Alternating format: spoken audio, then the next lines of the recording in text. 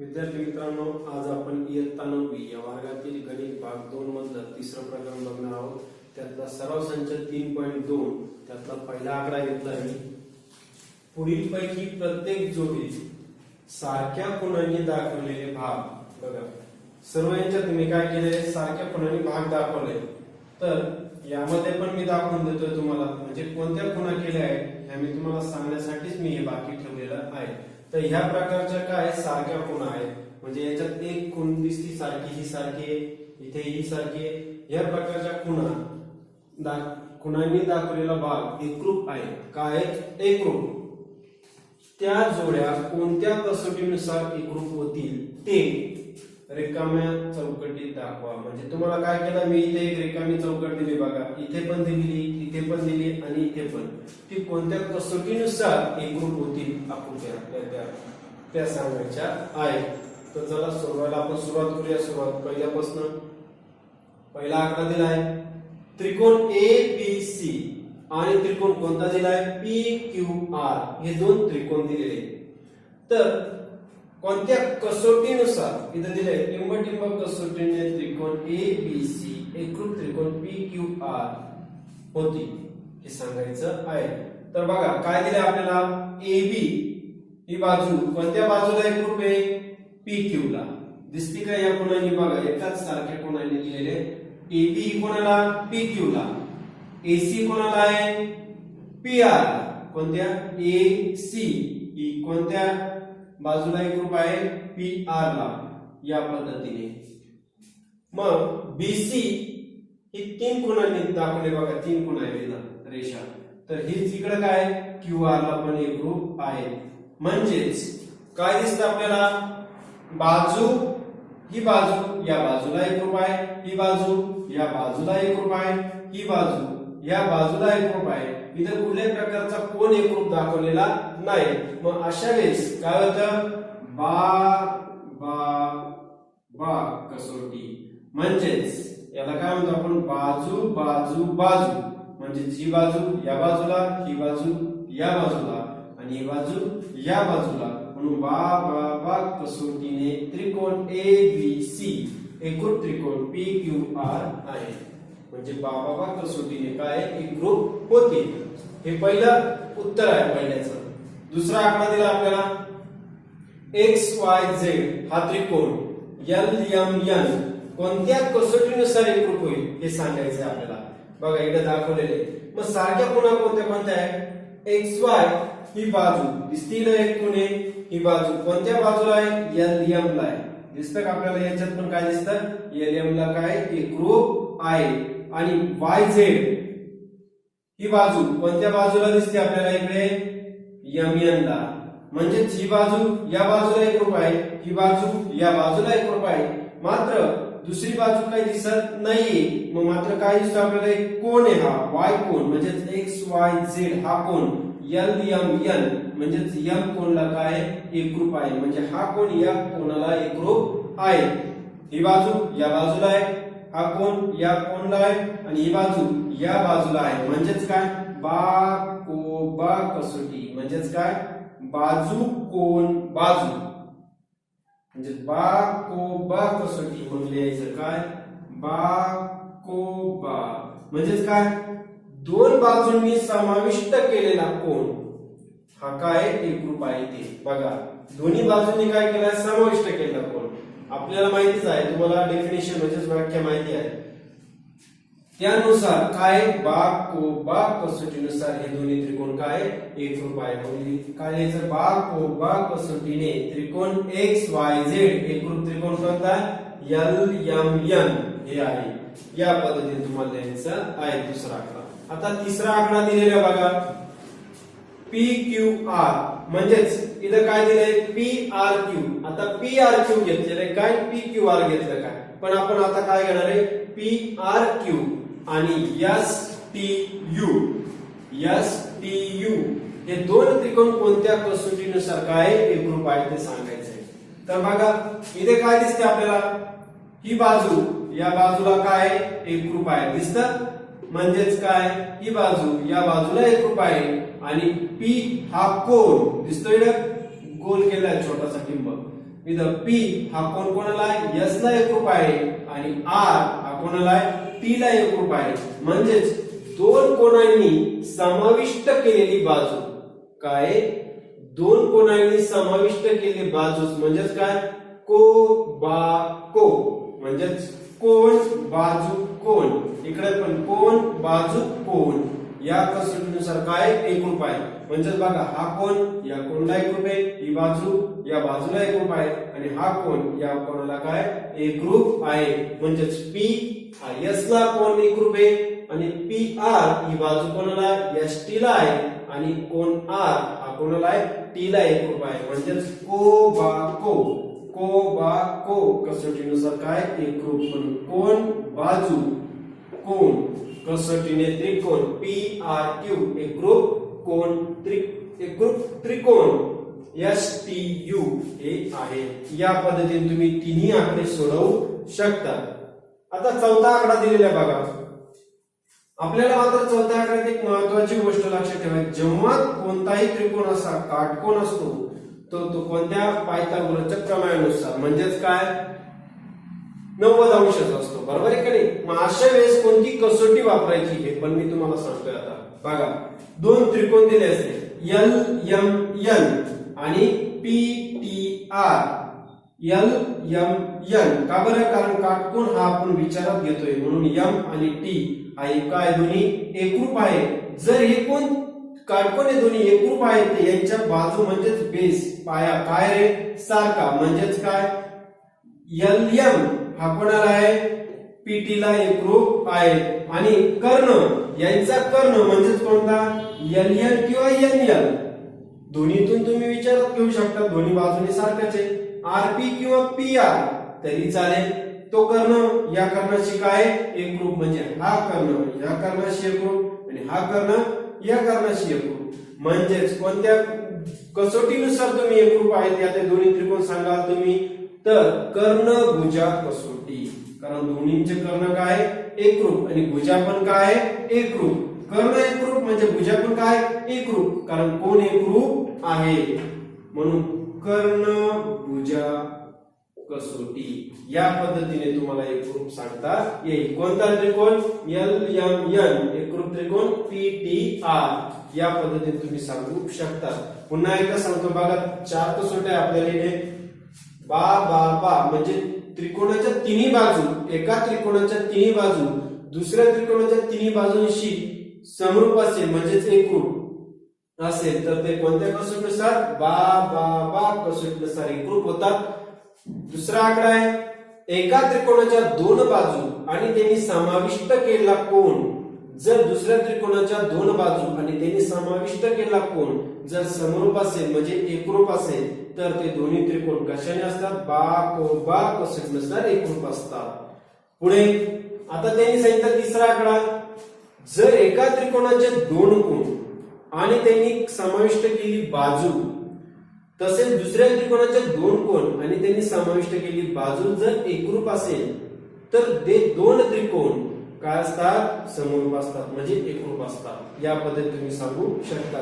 तसेच चौथा आकडा आहे जर दोन त्रिकोण हे 90 अंश म्हणजे काटकोन असतील आणि त्यांचे कर्ण जर सारखे असतील आणि भुजा सारख्या असतील तर ते कोणत्या कसोटीनुसार असतात कर्ण भुजा कसोटीनुसार एकरूप असतात. या पद्धतीने तुम्ही सांगू शकता. थोडक्यात सांगितले मी तुम्हाला. आता आपण दुसरा आकडा बघणार आहोत. खालील त्रिकोणांच्या जोड्यांमध्ये दर्शवलेल्या माहितीचे निरीक्षण करा. ते त्रिकोण कोणत्या कसोटीनुसार एकरूप आहेत ते लिहा व त्यांचे उरलेले घटक लिहा. म्हणजे कोणत्या कसोटीनुसार एकरूप आहेत ते पण लिहायचंय आणि उरलेले जे घटक आहे चौकटी त्या पूर्ण करायच्या आहेत. माहिती दिलेली आपल्याला काही त्यांच्या आधारे आपण काय करणार आहे उत्तर चौकटी भरणार आहे. तर चला सुरुवात करूया आकृतीत दर्शवलेल्या माहितीवरून. म्हणजे जी पण आकृतीत माहिती दिली काय काय दिली ती पण समजून घेतो. अगोदरच्या ह्याच्यात आपण बघितलं उदाहरणामध्ये काय हे कोण हा कोण कोणाला एकरूप आहे Q ला B कोणाला आहे Q ला C कोणाला आहे R ला आणि ही बाजू BC ही कोणाला आहे QR ला एकरूप आहे. इथं तुम्ही बघितलं त्याच्या आधारे तुम्हाला काय करायचं हे सोडवायचं आहे. तर बघा सुरुवात करू. त्रिकोण ABC व त्रिकोण PQR मध्ये त्रिकोण एबीसी आणि त्रिकोण पीक्यूआर मध्ये काय सांगितलंय, कोण एबीसी एकरूप कोण पीक्यूआर, एबीसी हा एकरूप कोणाला आहे, पीक्यूआर ला, म्हणजे हा कोण या कोणाला काय एकरूप आहे. तुम्हाला दिसतं का एकरूप, दोन्ही काय केले एकरूप दाखवलेले आहे. रेख बीसी एकरूप रेख क्यूआर, रेख बीसी ही बाजू या बाजूला काय एकरूप दाखवलेली आहे. जे जे दाखवले ती माहिती तुम्हाला दिलेली आहे बघा. कोण एसीबी एकरूप कोण कोणता आहे, पीआरक्यू, एसीबी हा कोण कोणाला आहे, पीआरक्यू ला, या कोणाला काय एकरूप आहे. म्हणून त्रिकोण एबीसी एकरूप त्रिकोण पीक्यूआर टिंब कसोटी नुसार आहे, एकरूप आहे. कोणत्या कसोटीनुसार आहे तर सांगायचंय. काय दिसते आपल्याला बघा बरं, तुम्हाला अगोदरच्या सांगितलं, सांगा बरं. को बार को म्हणजेच काय, कोण बाजू कोण, या त्रिकोणाचे कोण दुसऱ्या त्रिकोणाचे कोण, या त्रिकोणाची बाजू त्या त्रिकोणाची बाजू, या त्रिकोणाचा कोण आणि त्या त्रिकोणाचा कोण. म्हणून को बा को कसोटीनुसार काय एकरूप आहे. तर इथं काय को बा को म्हणजे कोण बाजू कोण या पद्धतीने लिहायचं आहे. पुढे कोण बीएसी, बीएसी एकरूप कोण कोणता आहे. आता बीएसी म्हणजे जसा घेतला तसा दुसरा काय घ्यायचा आहे, दुसऱ्या त्रिकोणाचा क्यूपीआर. कोणता घ्यायचा आहे, क्यूपीआर. म्हणजे बघा ए कोण कोणाला आहे, पी ला एकरूप दाखवला, ए कोण कोणाला, पी कोणाला एकरूप दाखवलेला आहे. एकरूप त्रिकोणाचे संगत कोण, म्हणजे जर हे एकरूप त्रिकोण आहे दोन्ही पण, तर त्यांचे काय संगत कोण आहे सोबतचे, आलं लक्षात, तर एकरूप आहे. रेख एबी एकरूप रेख. आता एबी या त्रिकोणाची ही बाजू, म्हणजे जे दिले त्याच्या व्यतिरिक्त पण विचारलं त्यांनी, या त्रिकोणाची ही बाजू एकरूप आहे. कोणत्या या त्रिकोणाच्या कोणत्या बाजूला आहे तर पी क्यू, कोणत्या, म्हणून रेख पी क्यू. एबी कोणाला आहे, पी क्यू ला एकरूप आहे. म्हणजेच ही बाजू या बाजूला काय एकरूप आहे. आणि टिंब रेख एकरूप रेख पीआर आहे. आता पीआर कोणती, पीआर ही रेख कोणत्या बाजूला आहे, कोणत्या रेखला आहे, म्हणजे बाजूला या बाजूला आहे, म्हणून एसी ला. म्हणून रेख एसी एक, म्हणून रेख एसी, रेख एसी एकरूप रेख कोणता आहे, पीआर ला आहे. कशावरून, एकरूप त्रिकोणाच्या संगत बाजू. जसे एकरूप त्रिकोणाचे संगत कोण तसेच काय एकरूप त्रिकोणाच्या संगत बाजू. या पद्धतीने तुम्हाला लिहायचं आहे. एकदम साधं पद्धत वापरायची आहे. दोन त्रिकोणाचा विचार केला, जे जे आपल्याला दिलंय ते आपण अगोदर दिलेलं आहे, पण कोणत्या कसोटीनुसार आहे ते लिहिलं. ते लिहिल्यानंतर मग राहिलेल्या बाजू आणि कोण एकरूप आहे ते आपल्याला काय करायचे, भरायचे कोणत्या चौकटीमध्ये. तर आता दुसरी आकृती दिली बघा. काय दिले, पी क्यू टी आणि एस आर टी किंवा टी आर एस असे दोन त्रिकोण तुम्ही कोणते घेऊ शकता.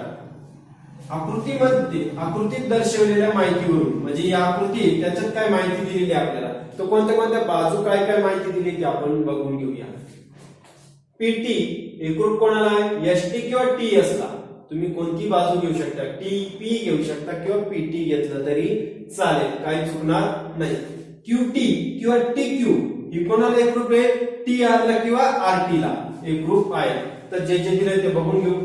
त्रिकोण पीटीक्यू, पीटीक्यू हा त्रिकोण कोणता आहे, व त्रिकोण एसटीआर, एसटीआर हा त्रिकोण. या दोन्ही त्रिकोणांमध्ये काय सांगितलं त्यांनी, रेख पीटी एकरूप रेख कोणती, एसटी. पीटी हा एसटी ला काय, एसटी ला एकरूप आहे. कोण पीटीक्यू, पीटीक्यू एकरूप कोण टीएसटीआर, एसटीआर परस्परांचे विरुद्ध कोण आहेत बघायला दिलेले. काय विरुद्ध कोण, म्हणजे हा कोण याला काय एकरूप आहे, म्हणजेच विरुद्ध कोणाच्या नियमानुसार काय एकरूप आहे हे आपल्याला दिलेलं आहे. रेख TQ एकरूप रेख TR, बघा TQ किंवा QT आणि TR किंवा RT हे दोन्ही काय एकमेकांना एकरूप आहे हे आपल्याला दाखवलेलं आहे, इथपर्यंत दिलेले. म्हणून त्रिकोण PTQ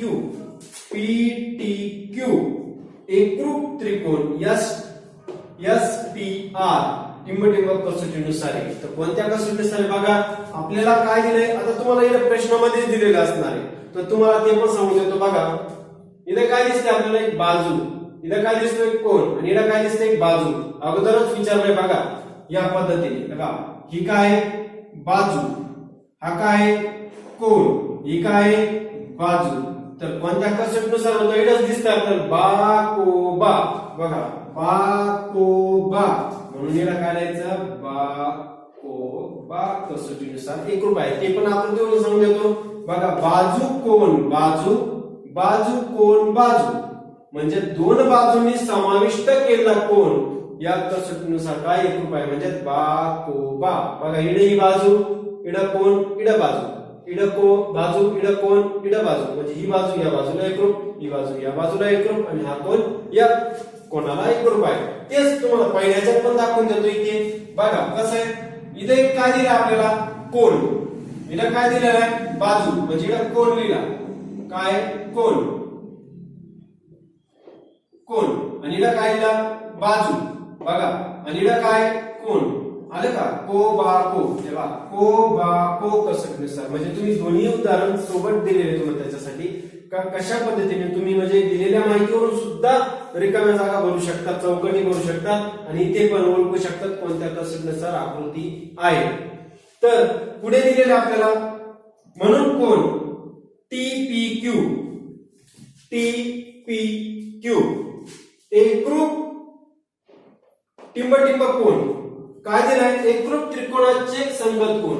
आता एकरूप त्रिकोणाचे संगत कोण दोन कोण दिले म्हणून कोणता आहे, काय दिले आपल्याला TPQ. आता तुम्ही म्हणाल सर असा घ्यायचा का, नाही, कारण ही बाजू ह्या बाजूला आहे म्हणून मात्र काय येणार आहे TSR.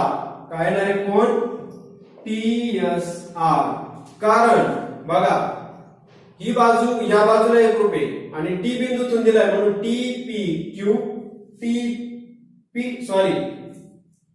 TPQ बघा TPQ बरोबर.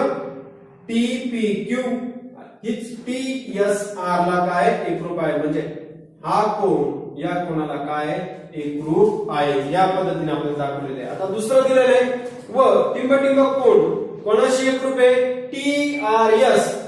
आता TRS म्हणजे तुमच्या लक्षात आलं असेल कोण TQP. बघा या कोणाशी हा कोण काय एकरूप आहे म्हणून काय लिहायचं TQP. या पद्धतीने तुम्हाला लिहायचं कोण राहिला शब्द कोण TQP. परत एकदा सांगून देतो बघा TRS काय दिलाय TRS ही बाजू दिसती या बाजूला एकरूप आहे म्हणून काय TQP. या पद्धतीने आपण एकरूप दाखवलेला आहे. आणि शेवट राहिले आहे रेख कारण तिला आपल्याला काय दिलंय आता रेख PQ कोणाला आहे रेख तुम्हाला माहितीच आहे. तुम्ही SR घ्या किंवा RS घ्या काही चुकणार नाही. SR किंवा RS घेतला तरी चालेल. मी SR घेतो तुम्ही RS घेतलं तरी चुकणार नाही कारण एकरूप त्रिकोणाच्या संगत बाजू. बघा आता तुम्हाला थोडक्यात दिसेल इकडे आपल्याला दोन कोण दिले होते एक बाजू दिली होती. आपण उरलेले काय लिहिले होते एक कोण लिहिला होता आणि दोन बाजू लिहिल्या होत्या.